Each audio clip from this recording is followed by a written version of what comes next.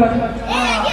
উপস্থিত দর্শক মন্ডলী এবং পূজা কমিটিকে জানাই কানমারি দেব মন্দির যাত্রা সংস্থার পক্ষ হতে আন্তরিক প্রীতি শুভেচ্ছা ও অভিনন্দন।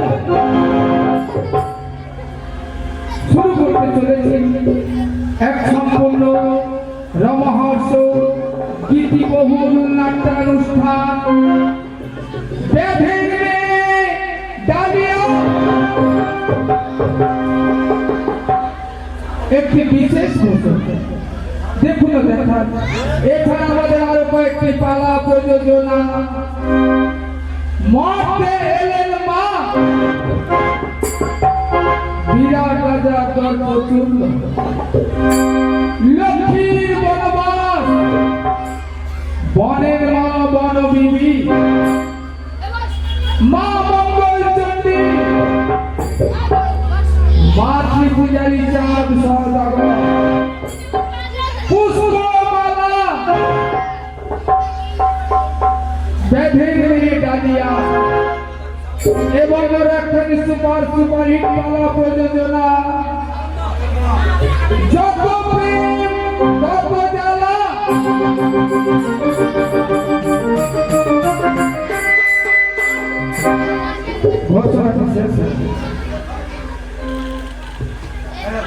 তাই শুরু করতে চলেছি এক সম্পূর্ণ রমহর্ষ গীতিবহুল নাট্যানুষ্ঠান বেঁধে ডালিয়া।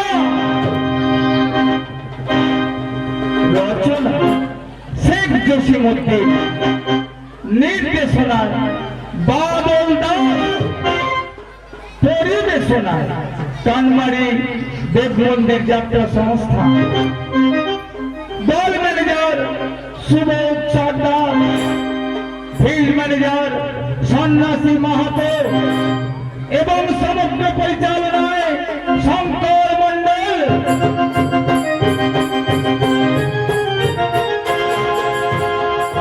যন্ত্র সঙ্গীতে সুবোধ সর্দার, মাদাই মালাকার এবং দিবাকর হিটলার। আলো মায়া লাইট সার্ভিস প্রোপাইটার মহেন্দ্র সর্দার। শুরু করতে চলেছি এক সম্পূর্ণ রমহর্ষ গীতিবহুল পৌরাণিক গীতিবহুল নাট্যানুষ্ঠান বেঁধে ডালিয়া।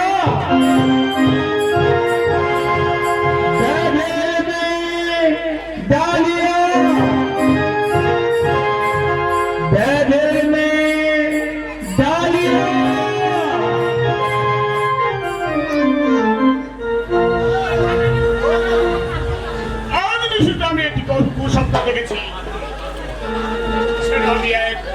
গভীর জনের জঙ্গলের মধ্যে তাই আমার মাসে আশা আকাঙ্ক্ষা জেগেছে আমি একবার যাবো সেই গভীর জঙ্গলে।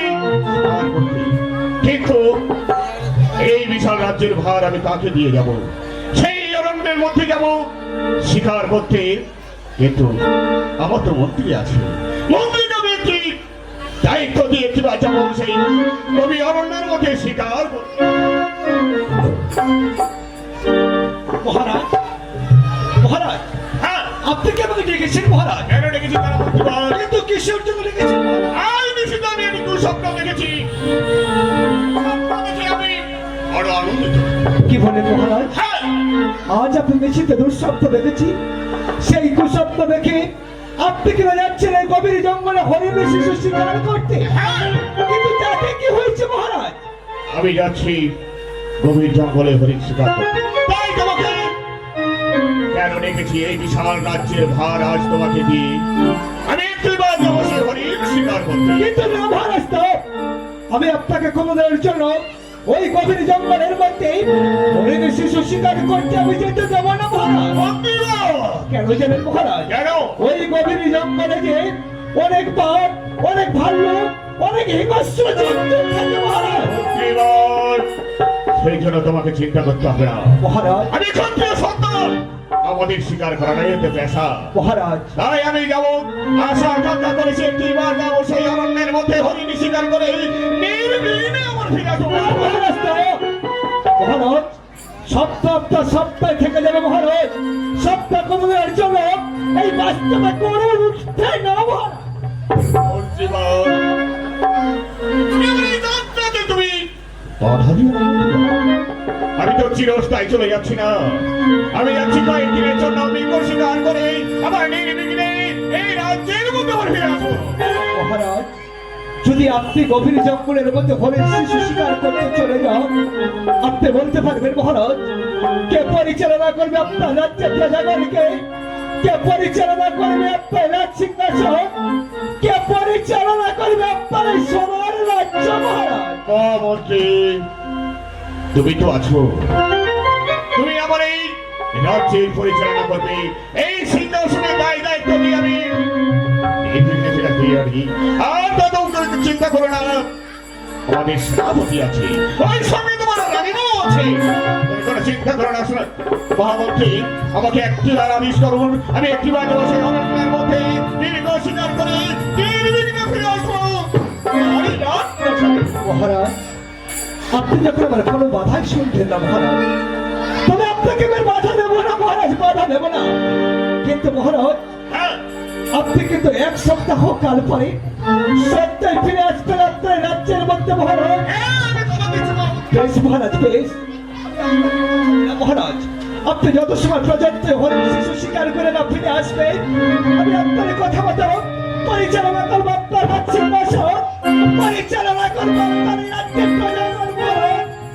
আপনাকে হাসি মুখে বিদায় দিলাম মহারাজ। আমি তাহলে তোমাকে এই দায়িত্বের ভার দিয়ে আমি হাসি মুখে বিদায় নিয়ে চলে যাচ্ছি। আসুন আর ফিরে এসে মহামন্ত্রী তোমার সঙ্গে সাক্ষাৎ করবো। কেমন? আসুন আমি চললাম, আমি চললাম মহামন্ত্রী। আসুন মহারাজ, আসুন।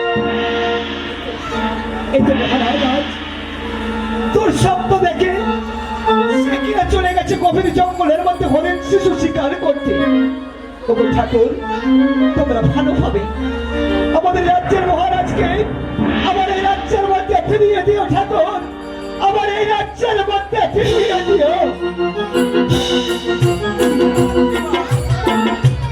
একা দাঁড়িয়ে দাঁড়িয়ে কি চিন্তা করছেন মন্ত্রীবর? রাধেমা, রাতে কি কোনো অঘটন ঘটেছে? তারপর আমি বাধা, কিন্তু আমি একা একা কি চিন্তা করছি জানেন রাধেমা? আমি শুধু চিন্তা করছি মন্ত্রীবর, কবে ফিরে আসবে মহারাজ আমাদের আবার এই পুনরায় রাজ্যের মধ্যে। রাধেমা, কে মন্ত্রীবর? মহারাজ কোথায় গেছে? রাধেমা, আপনি বুঝে জানেন না রাধেমা? মহারাজ তো ওই গভীর জঙ্গলের মধ্যে গেছে হরিণ শিশু শিকার করতে। রাধেমা, কে মন্ত্রীবর? মহারাজ যে আমাকে না জানিয়ে গভীর অরণ্যে গেছে হরিণ শিকার। হ্যাঁ রাধেমা, তুমি একই বলছো মন্ত্রীবর? হ্যাঁ রাধেমা, আমি সে কথা কেমন করে বলবো রাধেমা? মহারাজ তার নিজের স্ত্রীকে না জানিয়ে চলে গেছেন গভীর জঙ্গলের মধ্যে হরিণ শিকার করতে। এ কথা আমি কেমন করে বলবো বলতে পারো না রাধেমা। তুমি আর দাঁড়িয়ে থেকে বিলম্ব করো না।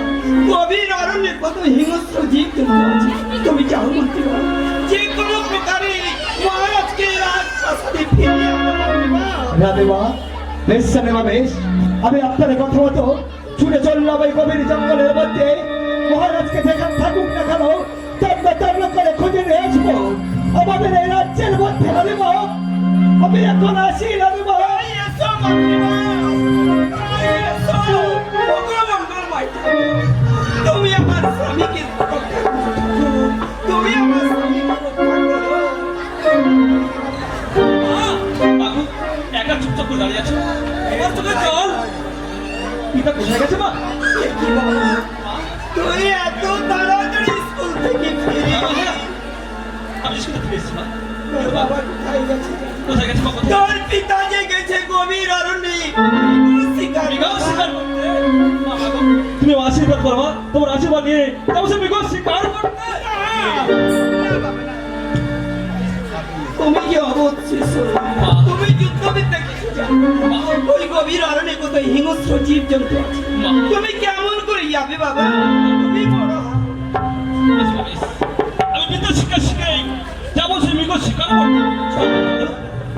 আর ভালো মাত্র বিলম্ব না করে এখন গৃহ মাঝে বেশ, তাই চলো মা।